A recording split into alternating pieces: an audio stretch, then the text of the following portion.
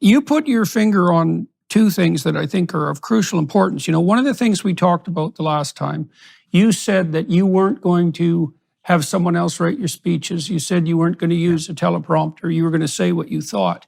Now, this is what I've watched happen to a number of people that I know quite well. They lack confidence in their own ability and their own capacity to judge the political context. And they hire political consultants. And the political consultants claim to be political consultants. But my sense with political consultants is that they're like money managers. If they could manage money, they'd be rich. And if political consultants knew anything about politics, they'd be running themselves. And they always say the same thing. They say just what you said, which is, well, people aren't very bright. They don't have a very long attention span. You have to dumb it down, which shows you exactly what they think of people. And it makes you wonder, too, just exactly who they want to dumb down for. Like, it might be for the people, but it might be for them. And it's canned advice. And then you said, that you found when you did that that's when you went astray and you fell off course. And that's what I've seen happen to the other people I've watched do this. I don't dumb what I say down ever. And people watch it online, and lots of people say, well, I had to listen to this 2 or 3 times, and I had to look up some of the words, but I'm pretty thrilled that I'm not being talked down to, and I learned something. And so I think all of that's a lie. I think it's mendacious, and I also think this is more situational, that it's a hangover from the television era, because television, because you had television produced fragmented attention, because you could only get a 30-second soundbite, and you couldn't assume that your audience was following you. But that's not true online, and not true in the podcasts. So it's very interesting. That's actually a great point, is that in a certain sense, it's easy to just blame the political consultants, but they may be playing to the medium of communication. Yeah, absolutely. So they produce 30-second TV ads. That is what they do. Literally, you have to say it in 30 seconds, and the final one of those 30 seconds has to be paid for by, XYZ.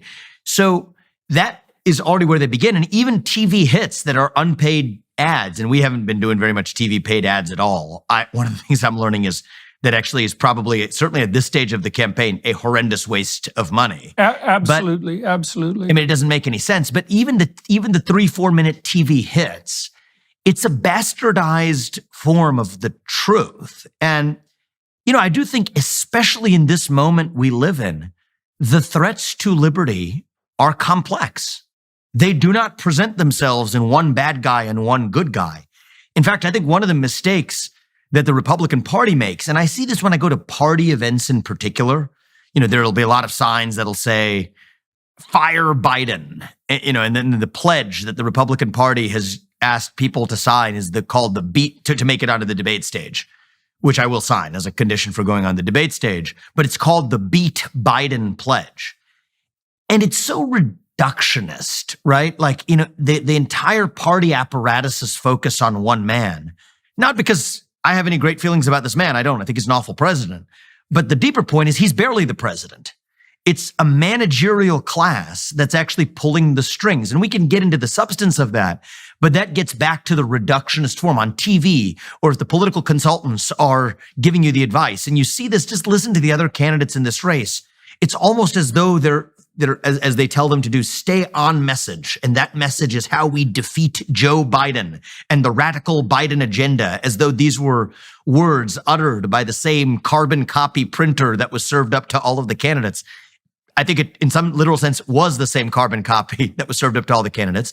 But then, but the good news is, you might think, in a less optimistic version of the world, that the politicians speaking like this has a dumbing down effect on the people. And what I see, and I think this is encouraging, certainly in the on-the-ground events that we're doing.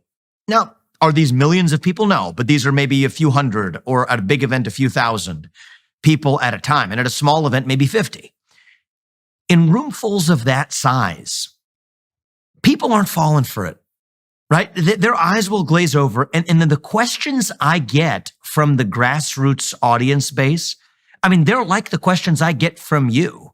very different from what I would get on cable television on a given night of the week. And so this is deeply encouraging that I think the last decade of the public knowing that they have been lied to, systematically lied to by the legacy media, I think has inculcated a deep sense of curiosity, intellectual curiosity, skepticism.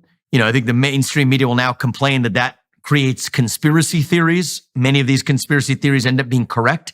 Some of them may not be correct, but there's still the right spirit of being skeptical of what you're fed, such that individual people across this country, college degree or not, are asking some of the most intelligent questions I've heard, more intelligent questions about central bank digital currencies than I will get from my former colleagues on Wall Street. More detailed questions about the relationship between the US and the UN than I might get in a standard foreign policy briefing from somebody who's been giving those briefings for 30 years. And so I think this is actually deeply encouraging, actually, to say that, part of the reason, as I often say, right, if you have a people who are sheep, a government behaves like wolves. Well, when those people are not behaving like sheep anymore, when they're questioning what not only their government, but their media and their political class are feeding them, this is a unique moment. And this is where I've maybe, I wouldn't say shifted the messaging, I've discovered the core messaging of this campaign in the last 3 to 4 months. Kind of what was in my heart at the start, I'm now able to articulate. We live in a 1776 moment. That's what I think. It's like a moment of the American Revolution. That's what I feel in the air.